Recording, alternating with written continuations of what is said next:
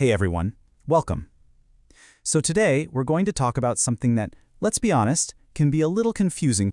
You know that feeling, right? You get an assignment, and the instruction is just reflect. You've done all this work, and now you're supposed to, what, just sit and think? Yeah, it can be super unclear.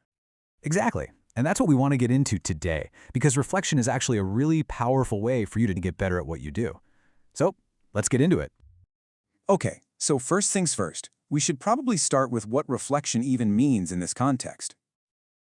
At its core, it's pretty straightforward. It's basically like hitting the pause button. We're always running from one thing to the next, and we almost never get a chance to stop and think about what just happened.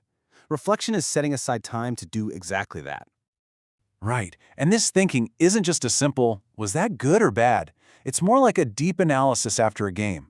What was my strategy? How did I prepare? If I was in a group, how did our communication go? What were the big decisions I made, and why did I make them? It's getting to the why behind everything you did.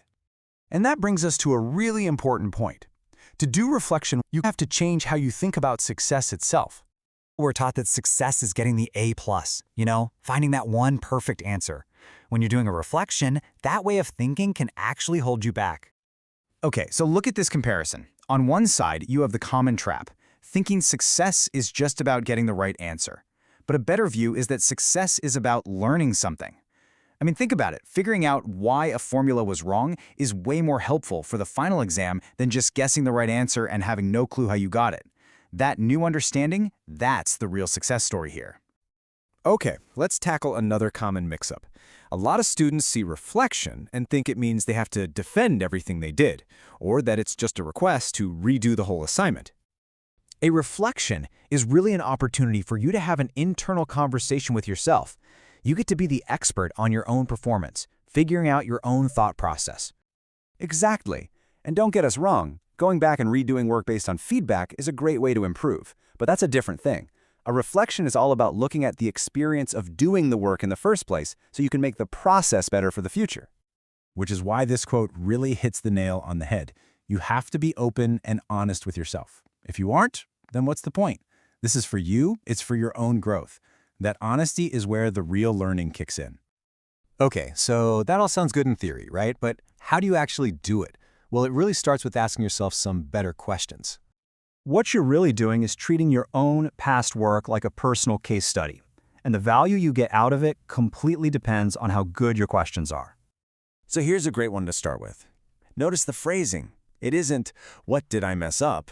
It's, is there something I could have done that would have allowed me to be more effective? See how that's different? It's forward-looking. It's about adding new strategies for next time. And then there's the other side of that coin, which is just as important. What should I stop doing to be more effective? Maybe you realized you spent way too much time on one part of the project, or you went down a research rabbit hole that wasn't helpful. Sometimes getting better means subtracting, not just adding. All right, let's bring this all home. How can we turn this into a simple process that you can use over and over? It really boils down to 3 steps. Number 1, and this is the big one, be honest with yourself. You have to be. Number 2, really think about your choices and actions. Use those questions we just talked about to look at what you did. And number 3, figure out what you learned. What's the main takeaway that you can carry with you to the next project?